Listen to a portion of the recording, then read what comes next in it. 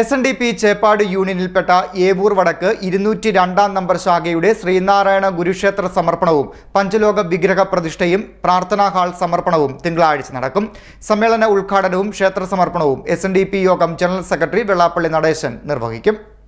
SNDP Cheppad യൂണിയനിലെ Evoor വടക്ക് 202 number SNDP ശാഖായോഗം വക ശ്രീനാരായണ ഗുരുക്ഷേത്രത്തിന്റെ സമർപ്പണവും പഞ്ചലോക വിഗ്രഹ പ്രതിഷ്ഠയും പ്രാർത്ഥനാ ഹാളിന്റെ സമർപ്പണവും തിങ്കളാഴ്ച നടക്കും. ഇതിനോടനുബന്ധിച്ച് വിഗ്രഹ ഘോഷയാത്ര, വൈദിക ചടങ്ങുകൾ, ഗുരുക്ഷേത്ര സമർപ്പണ സമ്മേളനം, ഗുരുപൂജ പ്രസാദ വിതരണം, കലാപരിപാടികൾ എന്നിവ നടക്കുന്നുണ്ട്.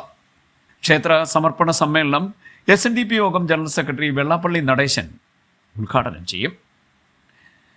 Cheppad SNDP union president S. Salikumar അധ്യക്ഷനാകും. ശാഖായോഗം സെക്രട്ടറി ഭാനുക്കുട്ടൻ സ്വാഗതം പറയും. പ്രാർത്ഥനാ ഹാളിന്റെ സമർപ്പണം ചേപ്പാട് യൂണിയൻ സെക്രട്ടറി N. അശോകനും നിർവഹിക്കും.